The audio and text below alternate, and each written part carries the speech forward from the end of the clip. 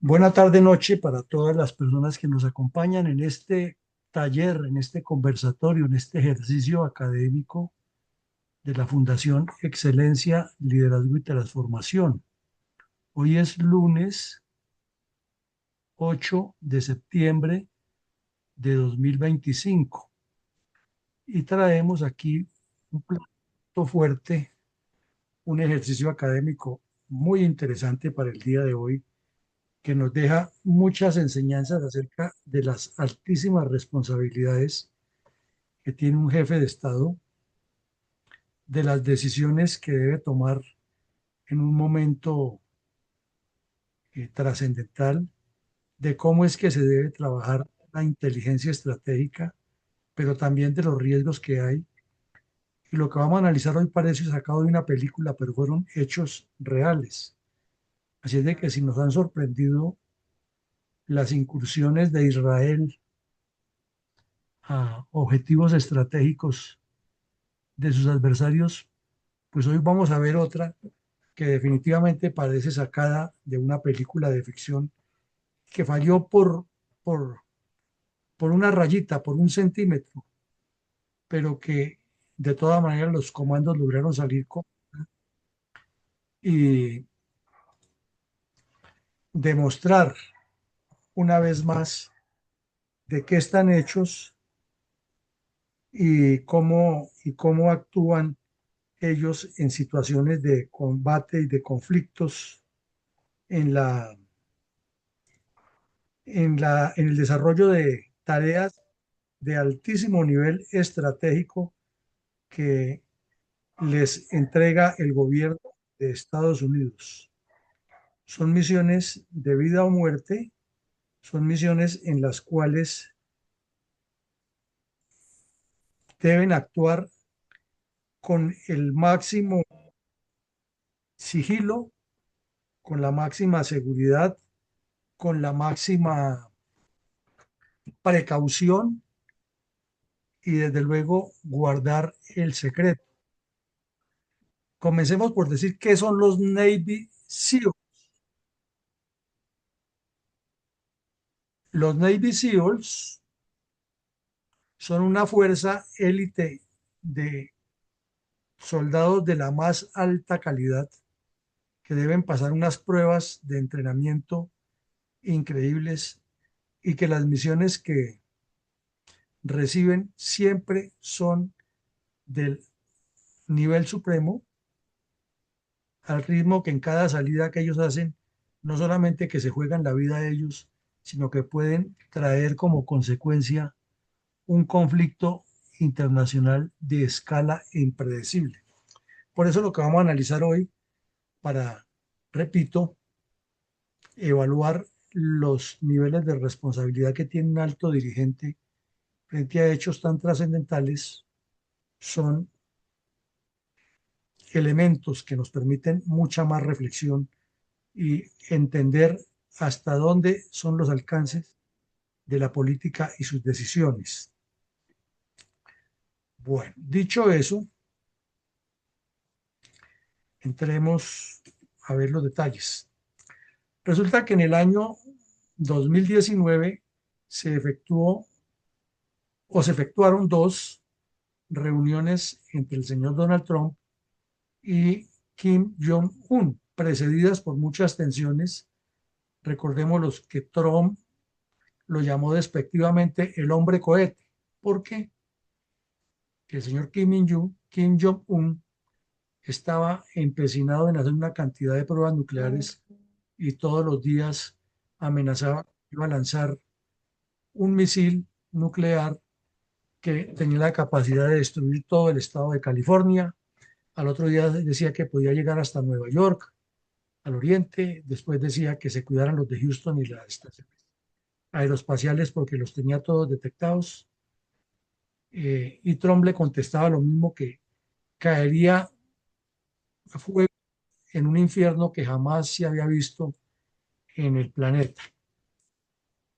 Entonces hubo dos reuniones y antes de iniciar las dos reuniones hubo una operación secreta de los Navy SEAL que significan, para que sepamos por qué les dicen SEAL, SEAL significa que son fuerzas de tierra, aire y mar. Sí, pues es mar.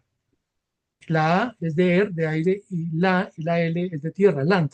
Eso significa SEAL. Y Navy SEAL es porque son fuerzas especiales que están asignadas a la Marina de Estados Unidos y trabajan en operaciones anfibias. Son fuerzas para hacer operaciones de esas de película que tanto nos gustan, tipo Hollywood. Miremos un poco el escenario geoestratégico para que veamos la dimensión de lo que es hacer una incursión de comandos en la península de Corea, específicamente en Corea del Norte. Y nos daremos cuenta que eso sí es jugar con candela.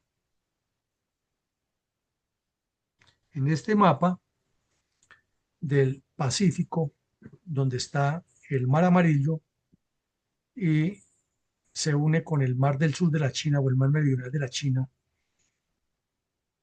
está ubicada al oriente de China la península de Corea. Y esta península de Corea, particularmente Corea del Norte, que se fraccionó en dos, como todos sabemos, debido a la guerra que hubo entre el 50 y 53, en la cual participó el Batallón Colombia, quedó perfectamente marcada en la del norte comunista y la del sur capitalista. Esta Corea del Sur limita con Japón, que fue donde se arrojaron las bombas atómicas y donde el general Douglas MacArthur tenía su cuartel general y decidió hacer las operaciones cuando Corea del Norte invadió a Corea del Sur.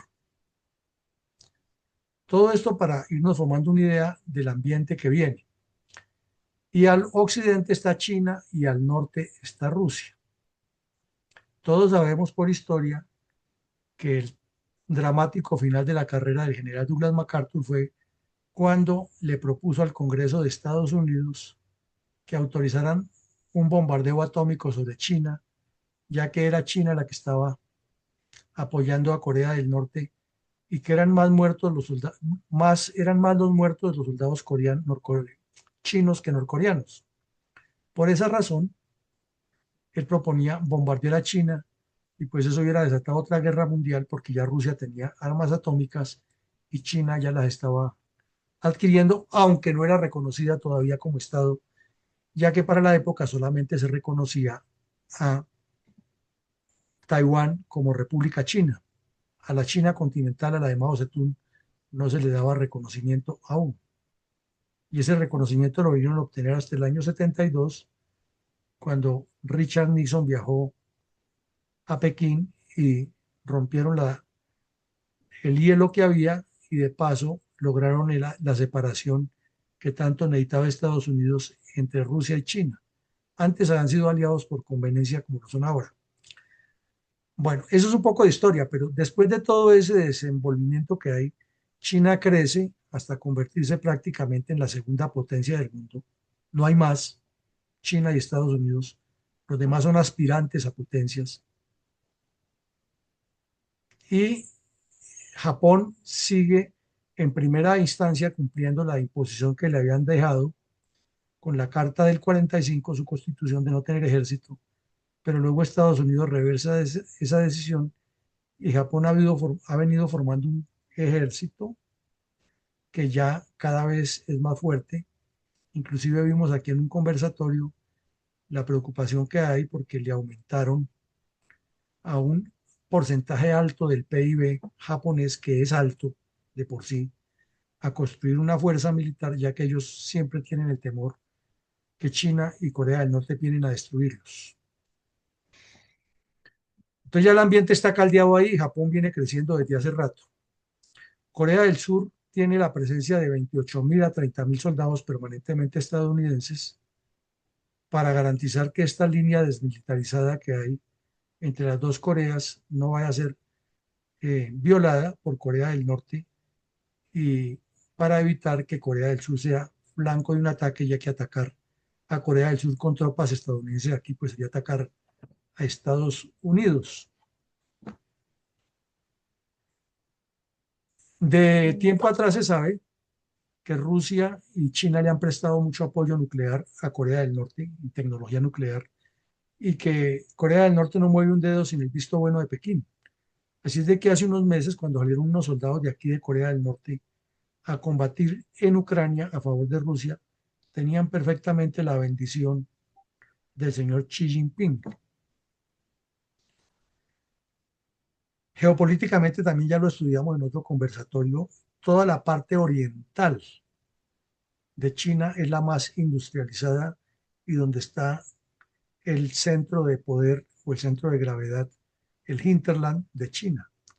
Pero a lo largo del país ellos han venido construyendo unos asentamientos humanos y unas bases militares que son como los polos de desarrollo para tener toda su infraestructura secreta siguiendo más o menos un ejemplo de cómo se desarrolló Estados Unidos, por lo menos en la metodología. ¿Qué ocurría? Ya lo dijimos, llegaron los años 16, 17, 18 y subió al poder en Corea del Norte el hombre cohete, como le decía Trump, el tercero de la dinastía de los Kim. Esta es el gordito Kim Jong-un. Y este personaje es bastante excéntrico, bastante extraño. De una vez de entrada al poder, ordenó que a un primo hermano, o sea, un familiar de él, que vivía por allá entre Japón y Filipinas, lo asesinaran y lo asesinaron envenenado. Un escándalo mayúsculo, él obviamente negó, porque es un sistema muy cerrado. A Corea del Norte son muy pocos los turistas que entran. El estado policíaco que controla eso es aterrador.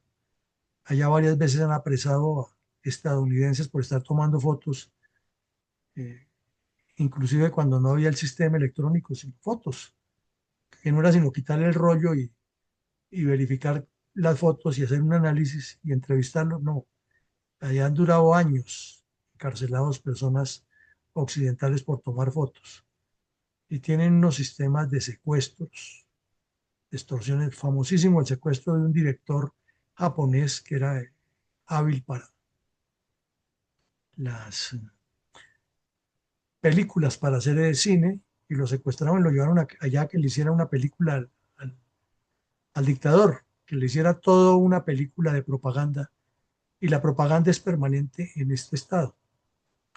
Al oriente, pues tiene unas playas sobre el mar del Japón, es una zona muy montañosa, el mar prácticamente pasa como en la Sierra Nevada de Santa Marta, cae directamente al mar, perdón, la montaña cae como directamente al mar, y sobre ese sitio hay muchas cavernas.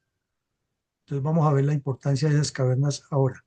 Entonces ya nos formamos un ambiente general de qué es lo que está pasando en ese momento y lo que sigue pasando cuando el señor Trump decide reunirse con Kim Jong-un para hablar del desmonte nuclear, y Trump, convencido con su estilo que tiene, que él negocia e impone las condiciones y rápidamente los demás le acceden porque él es el hombre más poderoso del mundo, habida cuenta que es el presidente del país más poderoso del mundo. Y antes de reunirse, él ya había dado la instrucción desde cuando ganó las elecciones, ya había dado la instrucción a los Navy SEAL o al Departamento de Defensa, que los Navy SEALs hicieran un trabajo de inteligencia estratégica en Corea del Norte para saber qué es lo que piensa ese personaje gris, extraño, y en ese submundo tan extraño que tiene Corea del Norte, que el único país que medio los conoce es la China, porque los maneja, pero inclusive también tienen ahí un poco de limitaciones. Y China lo que les dé es empleo para que sobrevivan, ya que la economía de Corea del Norte es muy, muy limitada. Bueno, entonces ya sabemos que la tarea era hacer inteligencia. Ahora miremos algo sobre el escenario operacional, cómo estaba el ambiente en ese momento. El ambiente era que el señor Kim Jong-un comenzó a desafiar a Estados Unidos y a Occidente con una cantidad de ensayos nucleares permanentes. Hizo un ensayo nuclear submarino que produjo bastante afectación en el sistema de las montañas de la región, porque son muchas y están por debajo del mar también muchísimas, y sintieron en Japón como un terremoto. Y él con eso dijo que tenía la capacidad de hacerle mucho daño a Estados Unidos o a Japón o a Corea del Sur, inclusive a Australia, si descubría que había un mínimo intento por sabotear o atacar a Corea. Al mismo tiempo, las tensiones geopolíticas con Corea del Sur continuaron con la misma incidencia que han existido siempre, habida cuenta que todos lo sabemos, en 1953 se firmó fue un armisticio, no se firmó la paz. Y un armisticio es un estado de guerra latente en el cual las dos fuerzas establecen una línea límite en la que establecen una zona desmilitarizada en lo posible con observación internacional. Aquí no lo han permitido y entonces Estados Unidos, para garantizar que Corea del Norte no fuera a ser conejo, pues instaló las bases militares allá que persisten, y esa es la razón por la que hay tropas navales, aéreas y terrestres de Estados Unidos en Corea del Sur. Pero se han mostrado los dientes muchas veces. Cada vez que un norcoreano escapa por esa zona desmilitarizada y pasa a Corea para convertirse en informante, inmediatamente la familia de ese personaje sufre las peores torturas y persecuciones, porque se imaginan que va a mantener contacto con ellos para promover más fugas y para sacar más información. Y esos puntos son tenaces. Hay muchos que han muerto tratando de huir de Corea del Norte hacia el sur. Y en la zona desmilitarizada hay un sitio donde han establecido con una especie de vigilancia de las Naciones Unidas una parte de intercambio comercial, pero realmente Corea del Norte no es mucho lo que tiene que venderle a Corea del Sur. En cambio, Corea del Sur es mucho lo que le vende.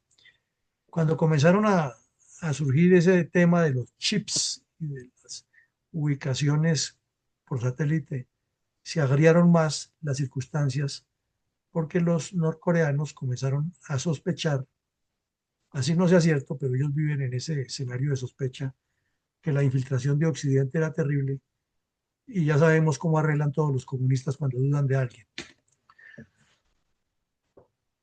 Por esa razón fue que Corea del Norte comenzó a decir que tenía, como dicen los de artillería, ploteada la ubicación de California para lanzarle misiles. Y se presentó un evento de un sabotaje cibernético a una de las empresas de filmación de cine más grandes que hay en Estados Unidos, como es la Universal, en sus estudios en Los Ángeles, California, en Hollywood, California. Obviamente se desconfió de Rusia, Corea, Irán y China.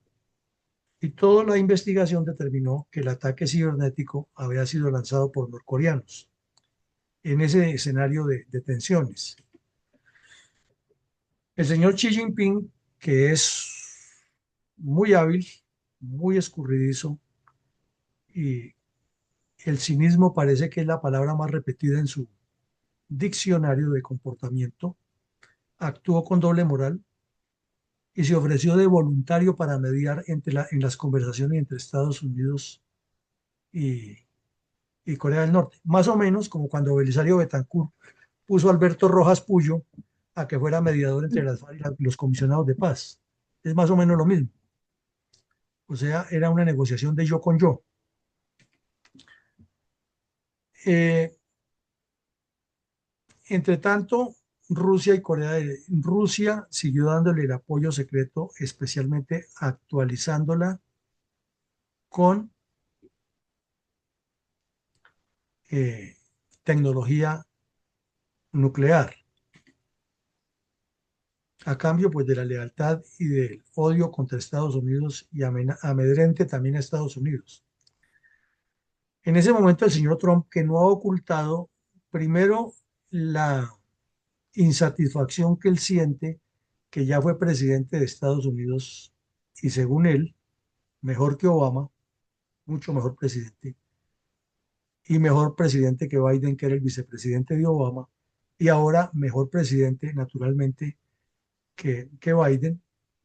Él ha querido buscar ese premio Nobel de Paz porque a Obama se lo dieron muy fácil y a él no. Entonces se lanzó en una audaz maniobra diplomática diciendo que él no tenía problema en reunirse con Kim Jong-un y que para que fuera la primera reunión neutral, él iba inclusive donde ningún presidente de Estados Unidos había ido, que era Vietnam. Todos sabemos que después de ese síndrome que les dejó la guerra, la prevención de Estados Unidos con Vietnam eh, es grande, pero él dijo que iba allá y se reunía en Hanoi con el señor Kim Jong-un y que esa era la primera reunión de ablandamiento para que la segunda llegaran a un acuerdo de no agresión nuclear.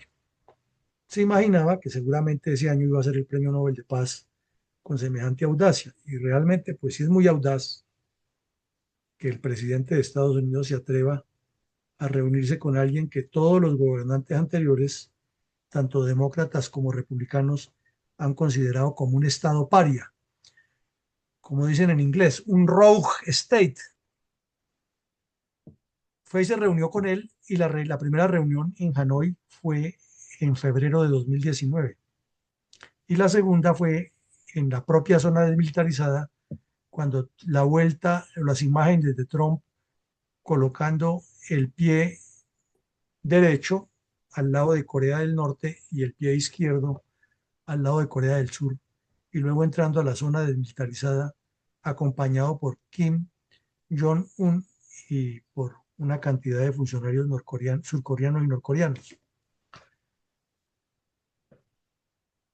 En ese escenario, en esas propuestas iniciales, hubo muchas tensiones porque ya lo dijimos, Trump había tratado de manera despectiva al señor Kim Jong-un llamándole el hombre cohete, eh, y otras frases como las que son usuales en él, que luego cambia de tercio sin ningún problema.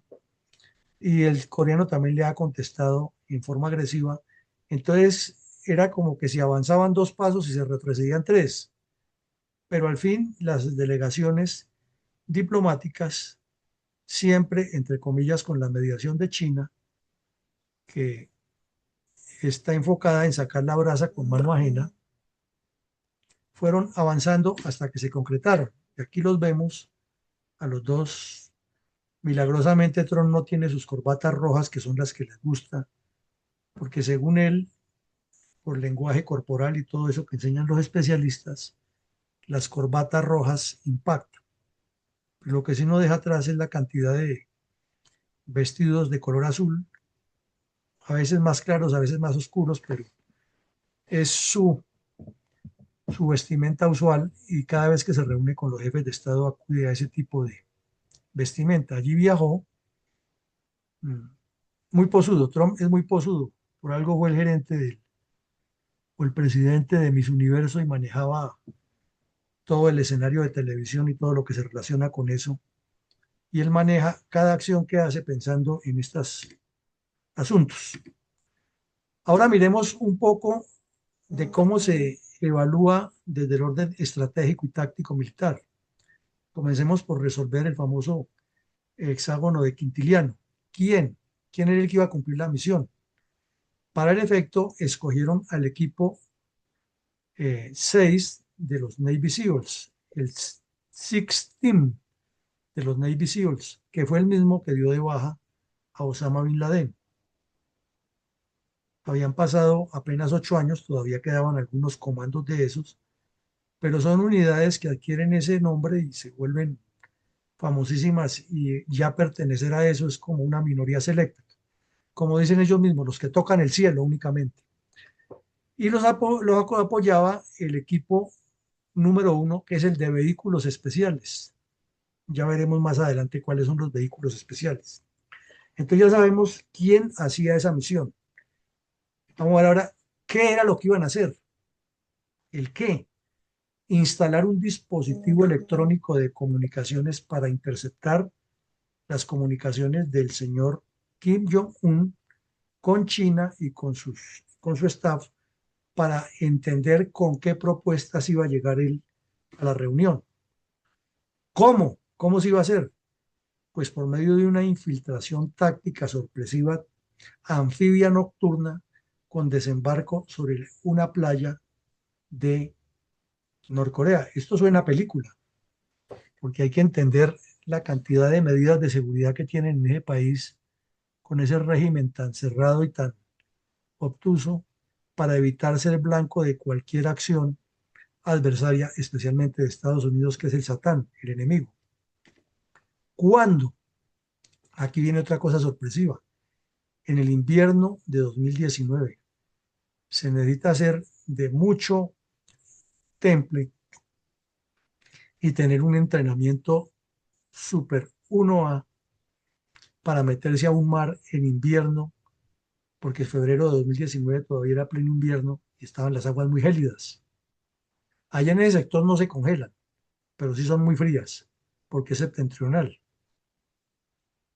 Entonces había que entrenar a esos hombres todo el invierno del 2019 y los entrenaron para el sector del Pacífico cerca a Alaska, donde las temperaturas son altísimas y con muchos cuidados médicos para que no se les fuera a morir por hipotermia algún comando de esos. Claro, llevaban unos trajes especiales, desde luego, y equipos que les daban calefacción, pero los riesgos son enormes.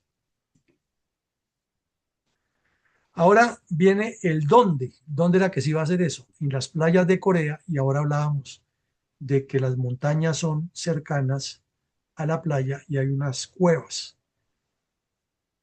Entonces allí era donde iban a colocar en una cueva de esa era donde iban a colocar secretamente el equipo de comunicaciones y los comandos habían entrenado una y mil veces en las montañas de Estados Unidos cómo enterrarlo de manera que quedara funcional y no fuera detectado.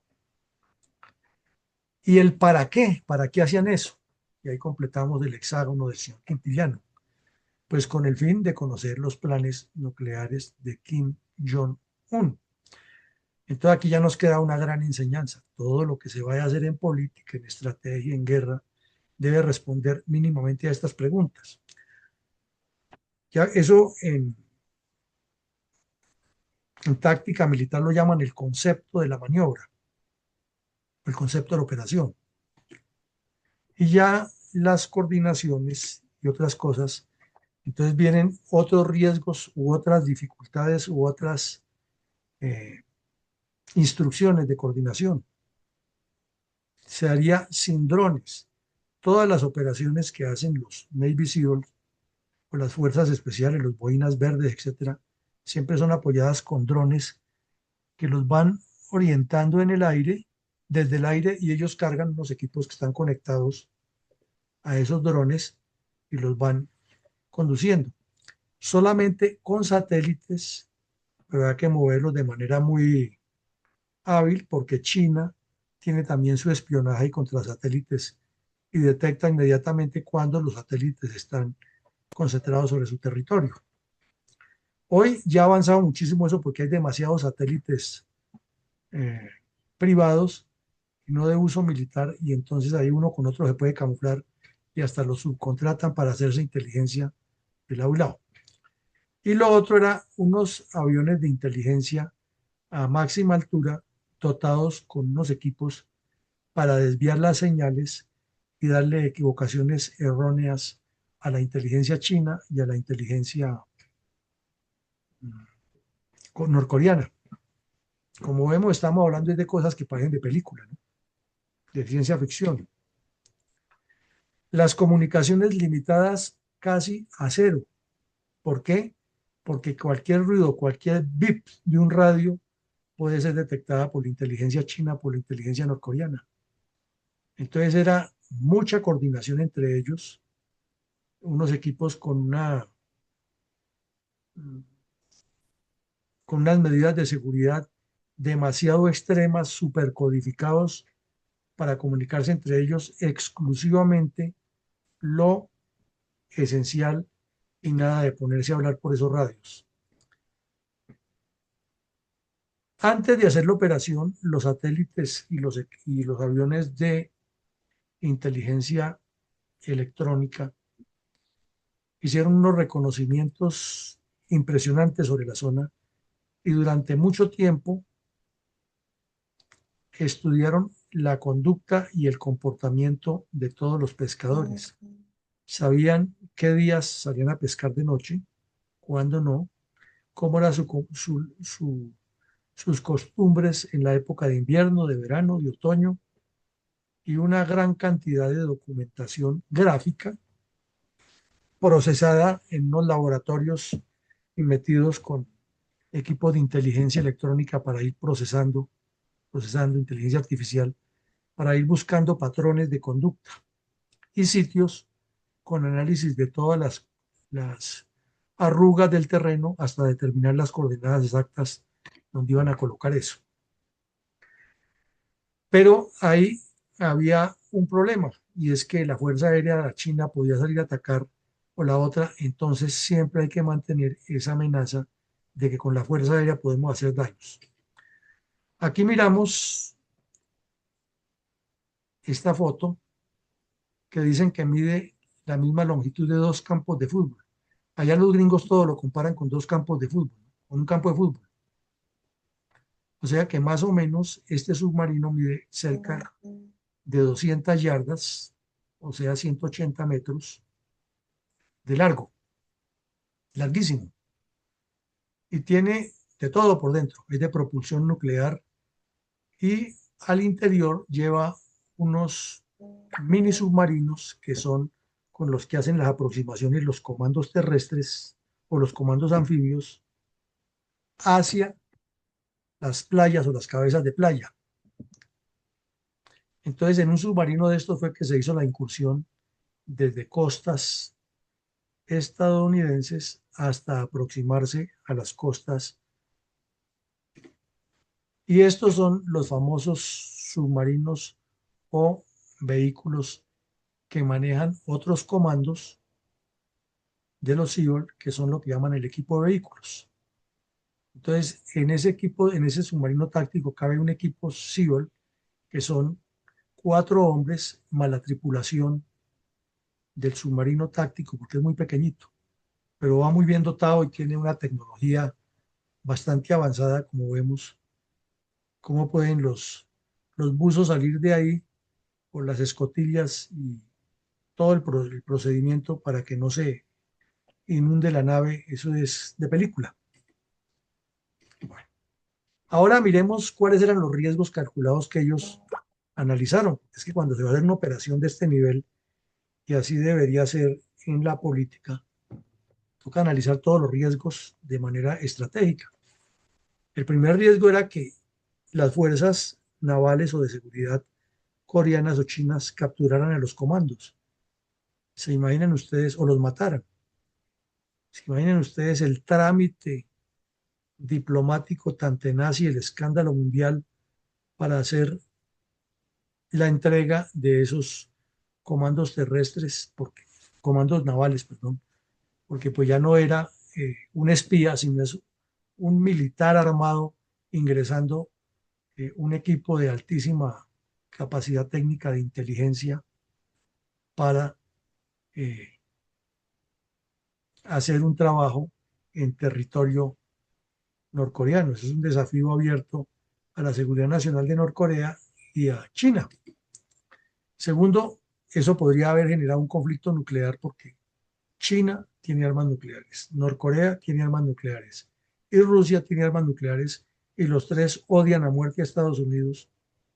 Hubieran encontrado el punto preciso y la justificación para el uno apoyar al otro. El otro riesgo era que no llegara a esos niveles, pero que el señor Kim Jong-un dijera, no vamos a asistir a ninguna conversación con Estados Unidos porque son tramposos, son falsos, no están haciendo la jugada aquí, etcétera. Entonces vemos que son muchos los riesgos, ¿no? Otro riesgo es que si se descubría en ese momento la operación, se le diera carta blanca a China y a Rusia para venir a hacer lo mismo en Estados Unidos o ir a Europa y hacer lo mismo en uno de los países aliados de la OTAN, Estados Unidos. Bueno, ya dijimos que el dónde era en las playas de Corea del Norte, que era lo que tenían que tener en cuenta exactamente dónde y dónde se iba a arriesgar a realizar eso, pero ya vimos también una cantidad de riesgos que había alrededor de ese ejercicio. Pero surge otro riesgo, y es que donde hubieran capturado a los comandos y les hubieran encontrado los equipos y los planes, hubieran detectado exactamente todo el know-how, o lo que llaman los especialistas la inteligencia inversa, para determinar cómo se entrenan esos comandos, cuál es su capacidad y cuáles son los equipos y los medios tecnológicos que llevan. Además, que se hubiera perdido todo eso, e inmediatamente eso se llama el, ingeniería forense en tecnología militar. Que hubieran hecho la tecnología forense a todos los equipos y hubieran descubierto cómo los chips se entrelazan, cómo va con los satélites, les hubiera dado una información valiosísima. Además, les hubiera entregado también las vulnerabilidades que tienen los equipos. Y otro riesgo calculado es analizar qué imprevistos se pueden presentar en ese dónde, ya en el sitio exacto, en el objetivo, en el OBJ. Por lo tanto, había que tener todos los apoyos inmediatos. Había sobre la península de Corea y sobre el portaaviones que está en el Pacífico y todos los elementos con que cuenta Estados Unidos de guerra, alistamiento total, hasta armas nucleares ya, apuntando a sus objetivos previstos, porque era de hecho podría ser la tercera guerra mundial ahí, la ambición del señor Trump de llegar con información concreta a la reunión. Esta es una de las fotos de los satélites que nos muestran las características generales del área.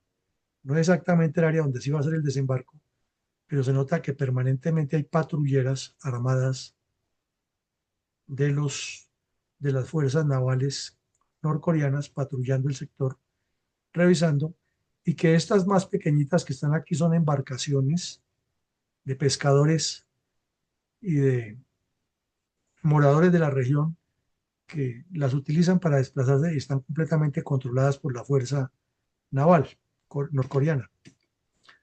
Ahora miremos cuál era la maniobra, cuál era lo previsto, lo organizado, el ABC de la maniobra. Entonces ya lo dijimos, efectuar una sorpresiva incursión con un submarino nodriza que mide 180 metros, un buque completo, solo que va por debajo del mar, que pesa unas cuantas toneladas, que para poderse mover naturalmente necesita esa energía nuclear, porque la otra energía no daría para eso. Y es nodriza porque al interior lleva otros mini submarinos. Luego, en un punto X o una línea fase, como se habla en términos militares de coordinación, se efectuaba el avance hacia el objetivo con dos mini submarinos tácticos y un tercero de reserva cercano, como es usual en la estrategia y la táctica militar. Una unidad adelante y una unidad de reserva.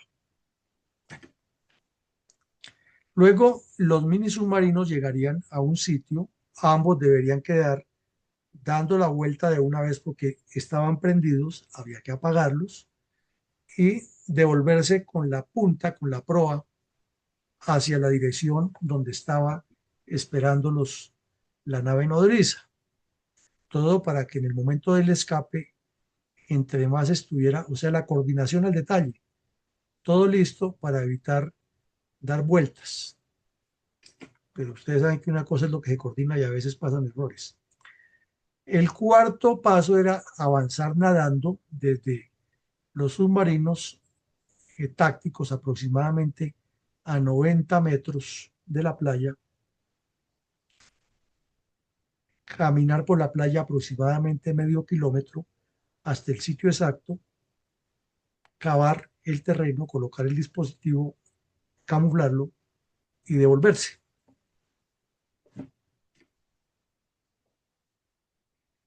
Pero antes tenían que hacer unas breves pruebas de verificación con unos equipos técnicos que llevaban ahí como unos tester para probar que todo quedara bien, que la batería, que esto, que lo otro, que por donde le entrara la luz del sol para que siguiera alimentando la batería con energía solar, etcétera.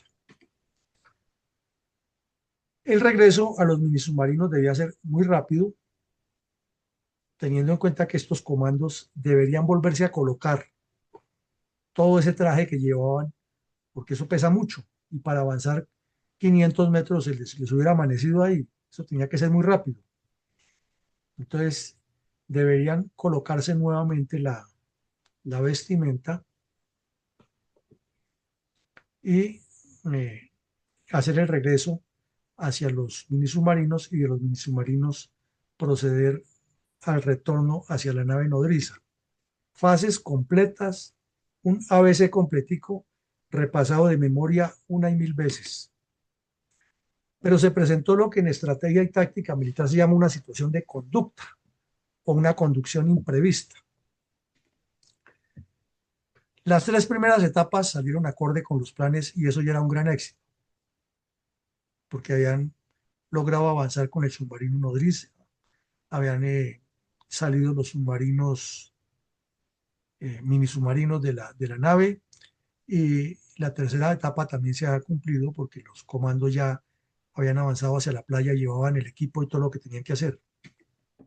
Pero hubo varios errores que son complejos en el momento final, en el sitio. Como dice el viejo adagio, nunca hay crimen perfecto. ¿Qué ocurrió al llegar? Que los dos submarinos, a pesar de que lo han ensayado una y mil veces, cómo era que llegaban y daban la vuelta para no prenderlos, para no tener que prenderlos mientras daban la vuelta. El primero sí llegó y dio la vuelta y de una vez quedó con la proa en dirección hacia la embarcación nodriza. Y el segundo llegó y apagó. Entonces comenzó la discusión ahí rápida entre ellos que qué hacían. Y el comandante del grupo de uno, pues ya aquí nos equivoca, o se equivocó el piloto, nosotros sigamos con la misión y que el piloto vuelva y prenda la nave y eso, y prenda la nave y la coloque en el sentido que es. Eso daba el riesgo, obviamente, que por ser ya un terreno tan de poca profundidad, pues inmediatamente generaría una cantidad de estelas y de olas que llamaría la atención de cualquier persona que estuviera en el sector. Se presentó otro pequeño error y es que cuando llegaron, eh,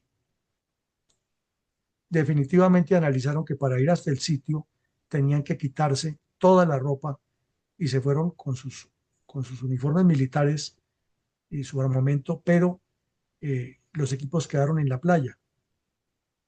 Entonces los dejaron muy visibles y esa era la posibilidad que alguien los viera. Y en el momento, el tercer error grave, complejo, es que en el momento en que el submarino dio la vuelta, efectivamente en la oscuridad de la noche, porque estábamos hablando en el invierno, que eso es muy oscuro, sorpresivamente una lancha prendió las luces y comenzó a apuntar hacia el sector donde habían aparecido los reflejos del agua.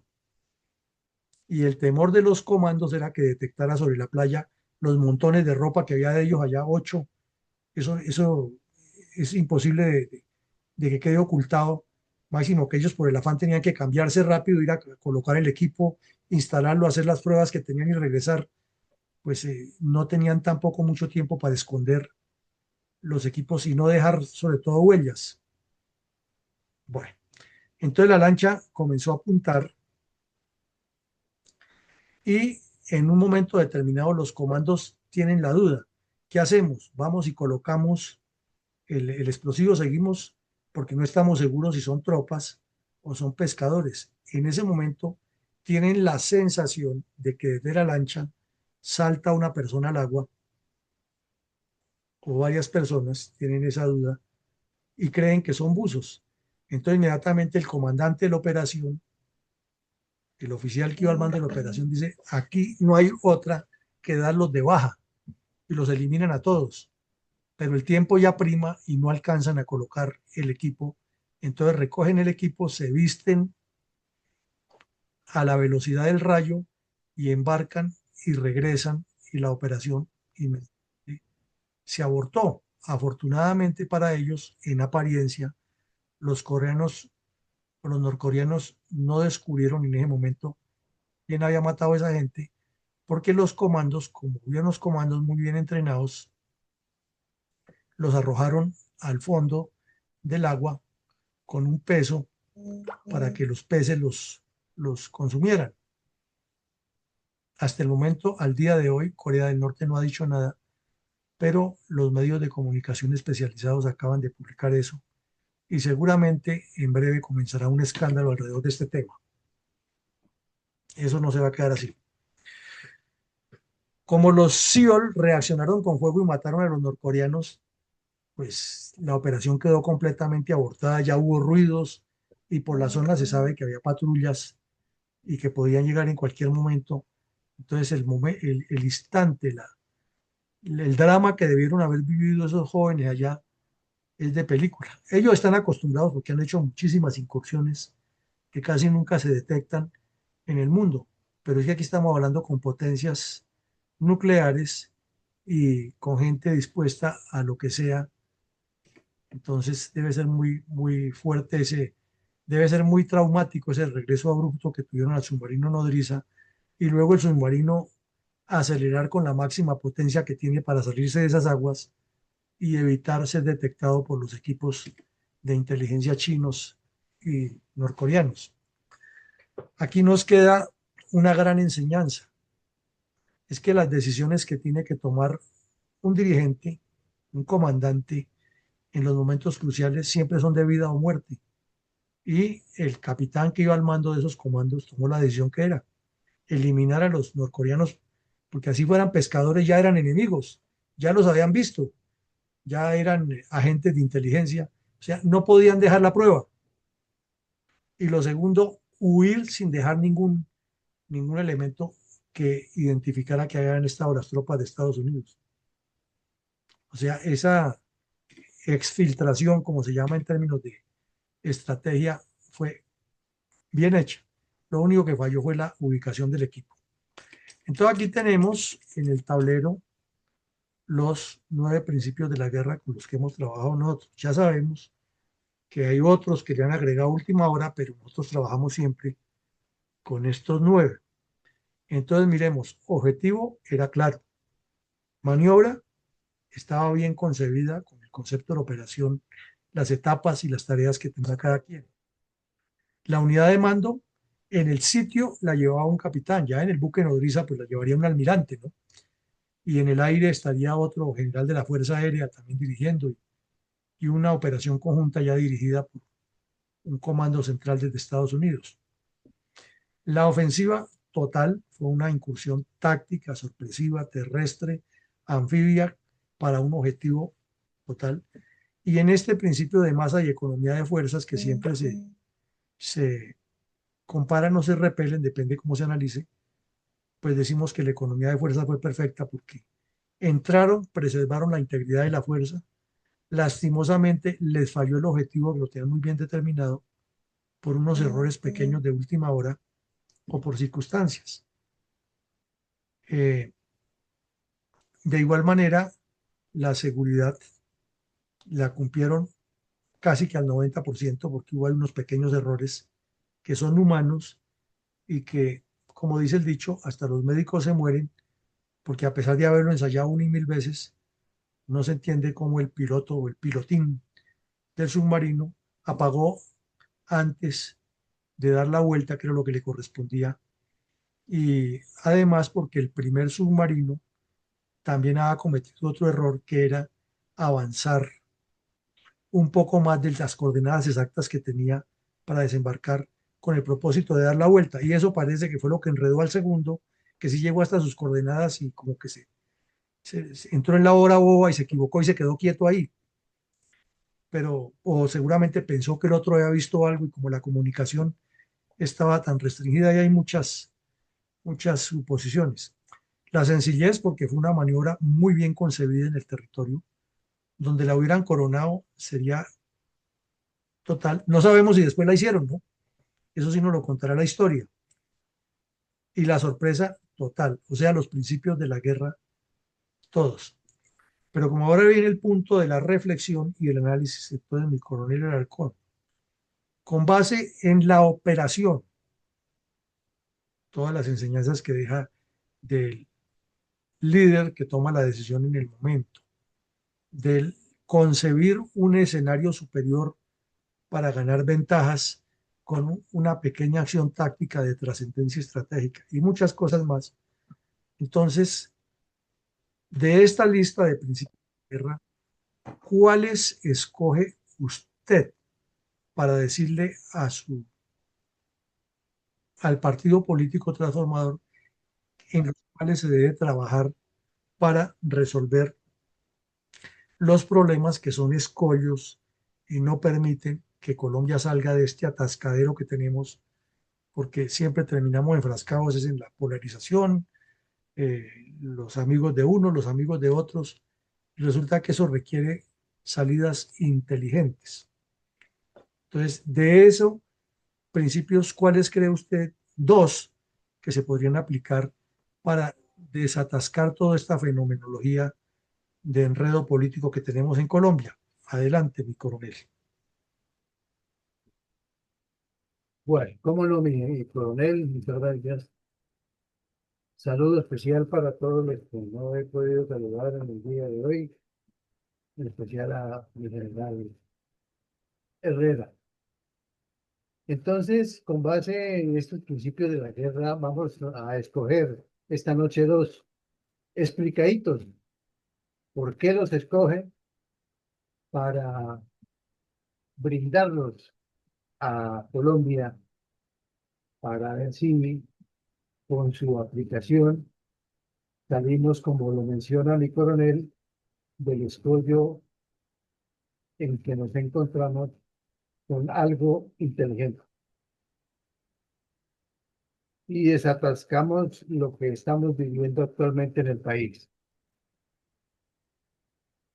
Mi doctora Ethel ha levantado la mano, entonces vamos a darle la palabra por primera vez a la doctora Ethel. Adelante, por favor. Muy buenas noches a toda la sala. Muchas gracias, mi coronel Alarcón. Villamarín, presidente de la Fundel, felicitaciones. Eh, es un gran taller el de hoy. Bien, yo como objetivo elijo la sorpresa, porque eh, con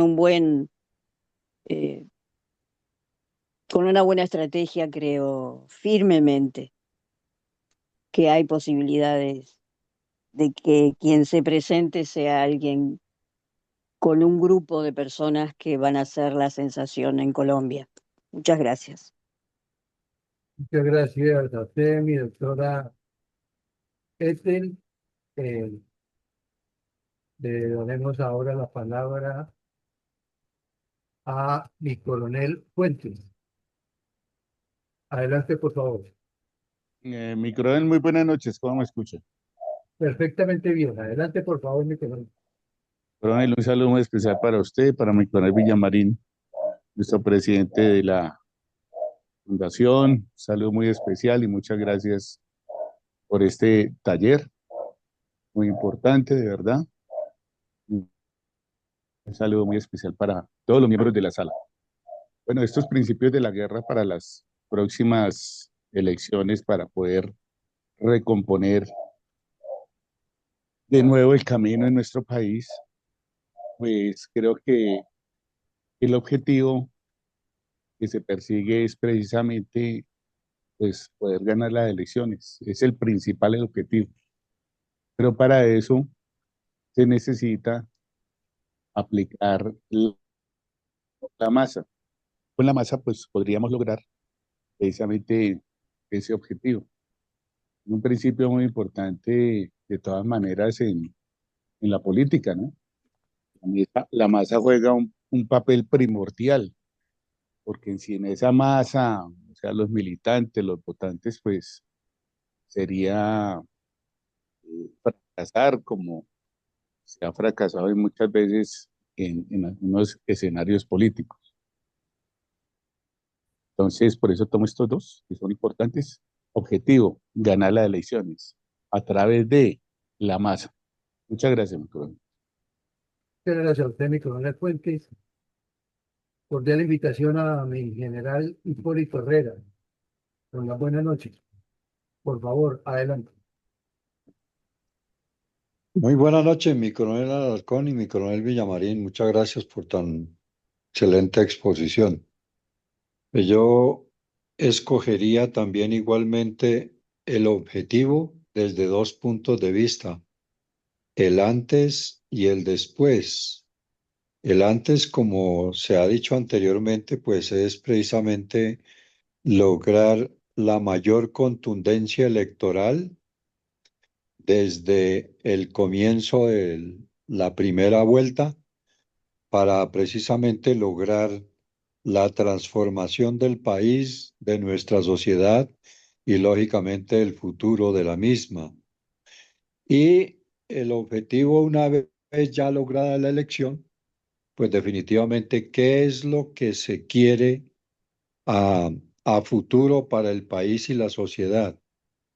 Y el segundo principio que aplicaría y recomendaría sería la unidad de mando, porque pues necesariamente si se seleccionan de manera táctica, estratégica y profesional a las personas que lleven a cabo eh, esa operación, esa actividad, pues asimismo será el resultado de igual manera antes y después, que si se designan personas, como hemos opinado de alguna manera, solo para cubrir cuotas burocráticas y pagar favores, pues desde antemano el objetivo fracasa, el resultado fracasa, necesariamente no habrá,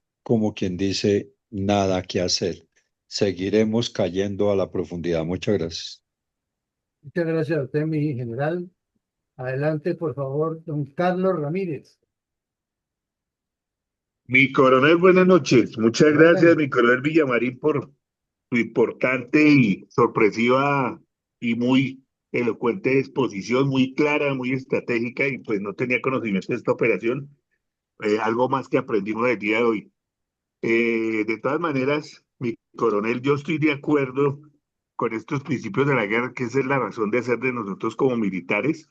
Y yo veo que obviamente esta operación de alto nivel, que estoy seguro que Estados Unidos la realizó, y esto es algo que forma parte de la sorpresa y el secreto, pero para mí los dos principios de la guerra que se deben de emplear para las próximas elecciones y lo que se va a realizar para el nuevo mandato, obviamente encierra en dos. Para mí, el principal, la unidad de mando, que es el liderazgo, pero esto le pega tangencialmente al plan de lo que se hacer, un plan de acción bien claro, con estrategia, con objetivos, con tareas, y esto implicaría con un objetivo bien claro.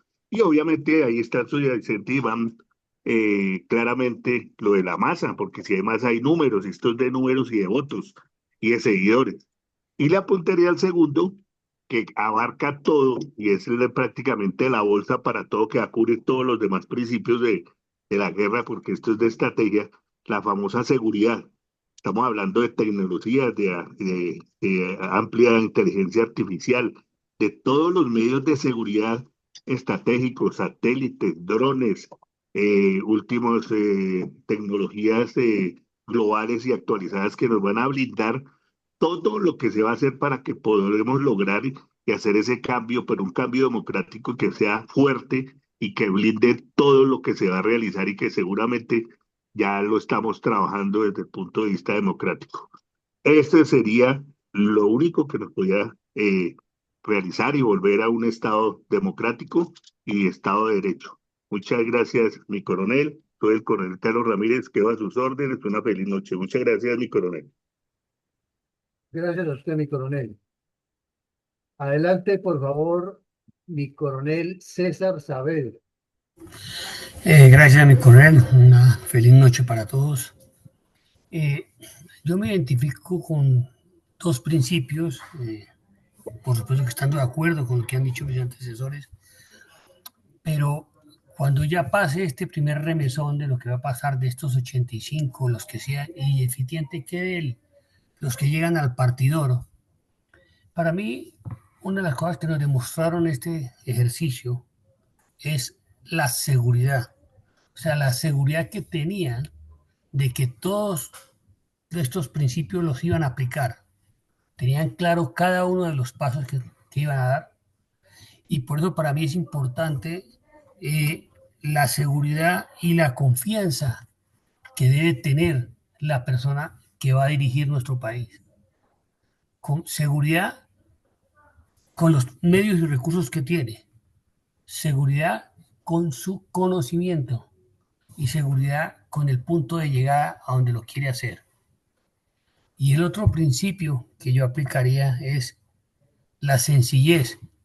Como lo mostró mi coronel, es una operación muy compleja que seguramente se demoró mucho tiempo en planearlo. Y eso es parte de lo que deben hacer los partidos políticos, planear, no llegar el día de a decir qué es lo que van a hacer. O sea, esto es un planeamiento que se hizo y se ejecuta de una manera muy sencilla. O sea, cómo se invierten tantos recursos para determinar con un grupo pequeño, capacitado, con seguridad, llegar y lograr cumplir el objetivo. Que se presentan imprevistos, bueno, esa es la capacidad que debe tener el líder de con su seguridad, con su conocimiento, con su confianza, poder manejar con mucha altura y sencillez todas las situaciones que se presenten. Muchas gracias, mi coronel. Muchas gracias a usted, mi coronel Saavedra. Adelante, por favor, mi mayor Mendoza. Muchas gracias al coronel Alarcón. Pues yo quiero hacer una comparación que desafortunadamente sucedió y fue el ataque a Hamas a Israel. ¿Qué pasó? Israel estaba en fiesta, bajaron la guardia, pero los coreanos no. Y ahí fue la verdad que y ahí fue todo lo que pasó. Con el tema que nos estamos hablando, pues yo me voy por la maniobra, que es donde se debe desarrollar absolutamente todo, junto con que la maniobra va acompañada de planeación y de que haya una planeación perfecta, se obtiene todas los objetivos que se quieran desarrollar. Y la otra es la sencillez, no irse uno con palabras o situaciones difíciles, sino simplemente con sencillez se hacen todas las cosas sin necesidad de algo sofisticado, donde el combatiente o el participante entienda y maneja absolutamente todo con toda la tranquilidad. Gracias. Muchas gracias a usted, mi mayor. Adelante, por favor, mi sargento mayor sociólogo Sanders Landazzo. Mi coronel, buenas noches. Especial saludo para todos los presentes en esta aula. Celebro y festejo tan magna exposición por parte de mi coronel Villamarín. Y respondiendo la pregunta que nos plantea en la noche de hoy en relación a los principios, algunos, o mejor, dos principios de los aquí referenciados que podemos asociar o referenciar al partido político que se ejecuten, pues indudablemente creo que estamos entre la unidad de mando y la seguridad. ¿Por qué? La unidad de mando nos va a permitir a nosotros dar claridad, nos va a permitir dar y ver eficiencia, responsabilidad y coordinaciones en las diferentes actividades, como lo hemos visto en esta exposición. Y el otro elemento que hablo en relación a la seguridad, creo que esa seguridad en el factor político nos referimos a ese enfoque preventivo que realmente todo partido político debe de manejar. Ese enfoque preventivo, esa integralidad en sus coordinaciones también y especialmente dar espacios a todos esos factores que se desconozcan académicamente, es que no lo sabemos todo, pero hay factores que en el plano político de pronto no se conocen. Entonces es ahí donde se requiere realmente dar factores de inclusión, de ser mucho más asertivo, escucha más a las personas que de pronto tengan ciertos conocimientos que nos permitirán captar esas informaciones o por lo menos saber cómo están, qué requieren esos sectores allá y qué procesos de seguridad se pueden tomar para que esas políticas públicas que apliquemos sean victoriosas. Y también el elemento en seguridad tiene que ver con la transparencia. Esa seguridad aplicada en el factor político nos da un elemento de transparencia para la rendición de cuentas de los partidos o de la ejecución política de las diferentes actividades que se proyecten. Entonces, en este orden de ideas, concluyo diciendo que indudablemente la unidad de mando y la seguridad son dos principios de la guerra que se pueden aplicar, recomendar fuertemente a los partidos políticos para ejecutar diferentes actividades basadas en esta enseñanza del día de hoy. Muchas gracias, mi coronel. Muchas gracias a usted, mi sargento mayor.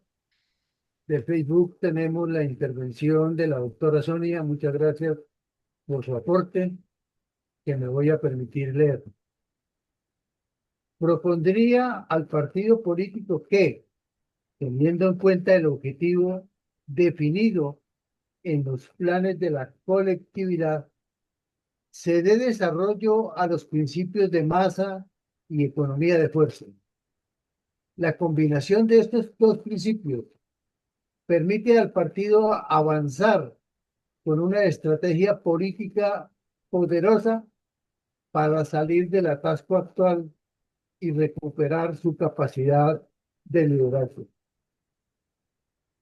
Aplicar masa implica movilizar a la mayoría en torno a una causa clara, concreta y emocionalmente potente, mientras que la economía de fuerza exige optimizar los recursos disponibles, priorizar los frentes más decisivos y evitar desgastes innecesarios. Esta integración permite concretar energías, sumar voluntades y orientar los esfuerzos hacia objetivos estratégicos que generen impacto real y resultados visibles, fortaleciendo así la cohesión interna, la legitimidad ante la ciudadanía y la proyección nacional de la colectividad. Muchas gracias, mi doctora Sonia. Mi coronel Villamarín, hemos llegado al final de las intervenciones. Si hay alguna otra pregunta, por favor, adelante. O de lo contrario, vamos con el resumen del día de hoy y la bendición por esta misma noche. Adelante, No, por favor, mi coronel Benjamín. gracias, mi coronel. No, no hay más preguntas porque lo bueno si breve, dos veces bueno, decía el viejo adagio español. Vamos a revisar lo que nos propusimos hoy y lo que vimos para estructurar un poco el pensamiento. Es que, en primera medida, el título de hoy era sacarle enseñanzas geopolíticas y político-estratégicas de la fallida operación de los Navy SEALs en Corea del Norte en 2019. Desde luego, cada uno de ustedes tomó nota y sacó conclusiones apuntando a lo que consideró más valioso y lo que brevemente expuso pues es apenas una parte de lo que dedujo, más la escucha a los demás asistentes, se suman ya nuevos factores que nos ayudan a comprender mejor un evento histórico que hasta el momento ha estado guardado en el secreto, como deben ser las grandes operaciones militares, y que seguramente va a tener debate en los próximos días en Estados Unidos y se conocerán más detalles. Bueno, pero lo que nos proponíamos aquí es mirar cómo una acción de estas que demanda tanta responsabilidad, tanta coordinación y tanta metodología estratégica, porque son vidas lo que hay en juego y son decisiones que pueden llevar a una guerra mundial, a una guerra nuclear. Quisiéramos o pretendíamos con eso también es que el dirigente político, así sea el concejal del pequeño municipio más alejado, entienda que cada vez que él da un pupitrazo en, en un cabildo municipal, está dando un visto bueno o está rechazando algo que a la postre puede significar vida o muerte de una o de miles de personas, que puede significar el destino de una región, que puede significar el destino de una familia, que puede significar hechos impredecibles en ese mismo entorno sociopolítico donde vive. Esa es la gravedad de las decisiones de los dirigentes que no entienden por estar enfrascados en la rapiña y en la repartija. Entonces comenzamos a analizar un poco el escenario en que se produjeron las dos reuniones del señor Trump en su primer mandato con el señor Kim Jong-un.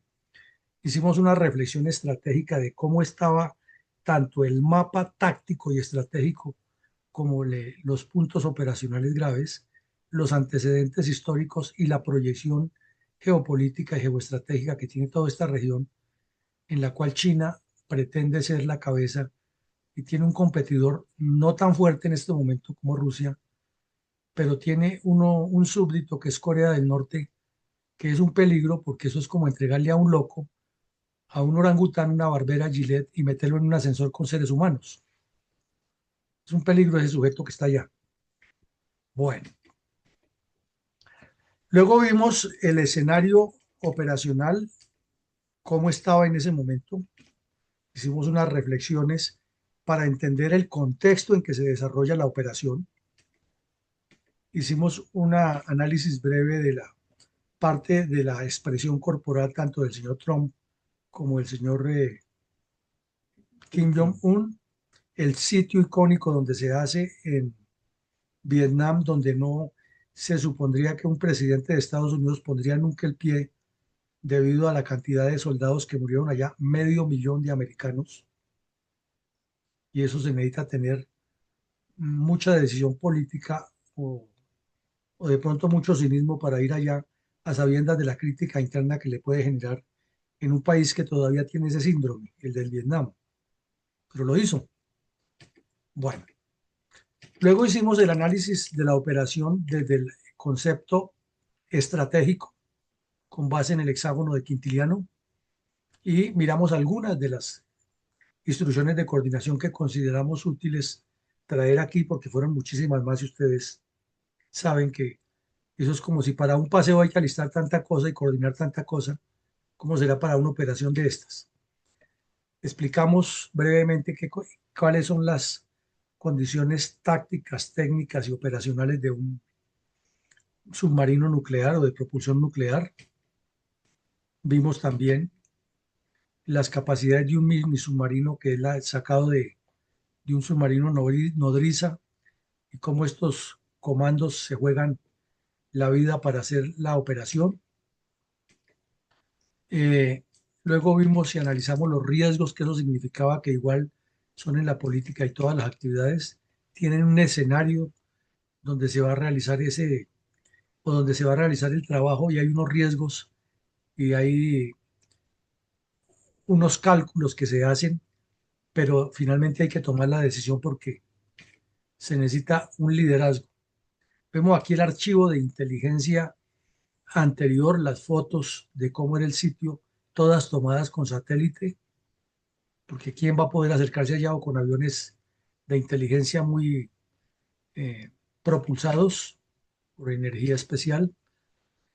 Luego vimos el esquema de maniobra de la operación, cómo era, y enseguida cuál fue la situación que se les presentó en la conducción de la operación para tener claridad.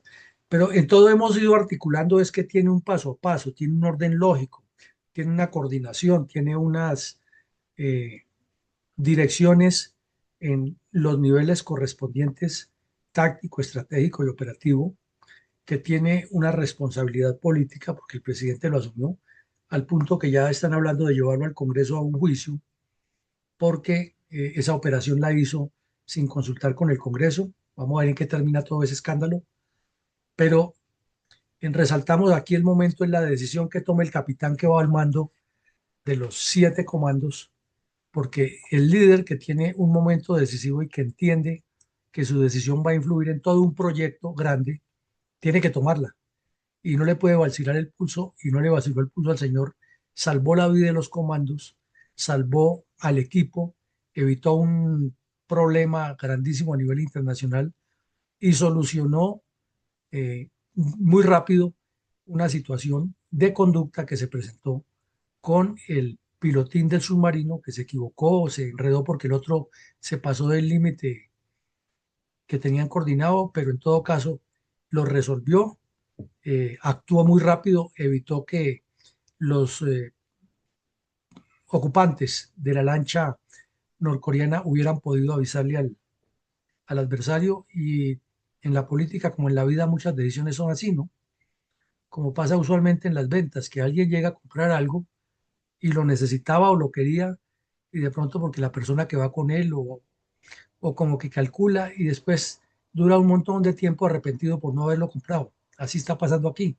El capitán no se arrepintió, tomó la decisión que era, y de lo contrario todos sus compañeros y hasta él hubieran podido terminar colgados de una soga en Corea.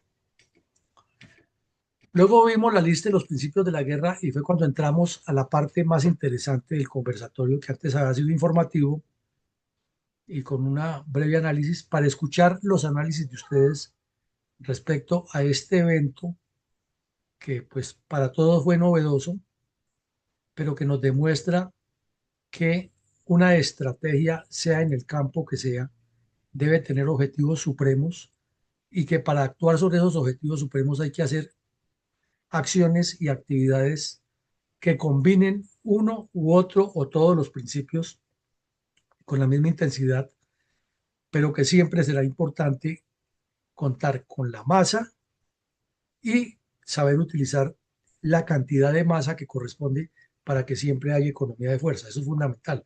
Pero desde luego eso tiene que estar atado, como ustedes lo dijeron muy claramente y muy sabiamente, con la unidad de mando. Tiene que estar determinado exactamente cómo es la unidad de mando y la estructura orgánica del partido político, cómo es que funcionan las decisiones y cómo se resuelven los problemas en los momentos críticos. Debe también tener el objetivo perfecto. Alguien dijo la maniobra porque de ella dependen todos. Sí, claro. Y es que de la ofensiva también dependen todos, ¿no? Y de la masa, porque son principios interactuantes. Y ahí estamos en ese análisis, que lo que queremos llegar es al punto de la reflexión estratégica, de que entendamos que todo lo que se haga en la política está sobre un tapete geopolítico, donde hay un montón de características, de juegos de poder, de recursos, de personas que están esperando soluciones, de cosas que están pensadas y se deben hacer, de conocimiento de los que actúan, y en especial en el momento determinado darle la responsabilidad a esos equipos tácticos que tienen que estar muy bien preparados. Por eso en Fundel insistimos permanentemente. Perfecto que todo el que quiera hacer política lo haga y que se lance y que aspire a gobernar hasta Júpiter y Venus, si tiene las condiciones que lo haga. Pero yo soy primero que se prepare, porque si no se prepara, no funciona. Y el ejemplo más concreto es hoy. Si después de haberlo ensayado una y mil veces, cómo desembarcaban, cuánto tiempo caminaban y toda esa cosa, Se equivocó el que parqueaba el submarino en el sitio y causó de ahí para allá un desorden que por un pequeño detalle alguien que lo había entrenado 1000 veces se equivocó. ¿Cómo será en nuestra política chipcha y criolla, donde cada quien aspira a llegar a solucionar sin ninguna preparación? Entonces es un punto de enseñanza. La guerra siempre dejará enseñanzas de este tipo y en especial las maniobras creativas. Por eso en la pregunta les planteábamos a ustedes soluciones creativas, como dicen algunos, las que rompan el molde, otros dicen las que se salga del estadio, otros dicen las que salgan de lo común. Es ver a esos genios que ha habido en la guerra como MacArthur, como Churchill, que fue parcialmente militar, el mismo De Gaulle, o como el general Patton, que leen el escenario, lo analizan rápido y toman la decisión acertada, moviendo las tropas y haciendo maniobras que son inesperadas por el adversario y siempre en su retaguardia. Alguien dijo aquí que posiblemente lo hicieron, también estoy convencido que posiblemente después lo repitieron y lo hicieron, porque los comandos tienen la famosa frase que para el comando no existe nada imposible, pero también son conscientes que en la guerra lo fácil se vuelve difícil y lo difícil se vuelve imposible. Pero también tienen la respuesta para eso. Si es difícil, si es fácil lo haremos y si es difícil comenzamos a hacerlo. Total que hoy hemos tenido un trasiego por el análisis estratégico y de mentalidad de liderazgo sobre estos principios de la guerra y sería descalificador no reconocer todos los aportes de cada uno de ustedes, al contrario, muy valiosos y nos ayudan a todos a entender que esto es de conjunto y de integración. Mañana tendremos otro taller bien interesante de análisis de cosas estratégicas para seguir formando esta mentalidad y seguir sembrando escuela de pensamiento político estratégico. Una feliz noche a todos, muy agradable tener su compañía siempre, muy amables por sus conceptos y que Dios nos siga iluminando y abriendo luz en el camino. A usted, mi colega, muchas gracias por todas las enseñanzas y nuevos conocimientos y a todo el grupo una feliz noche. Gracias. Muchas gracias.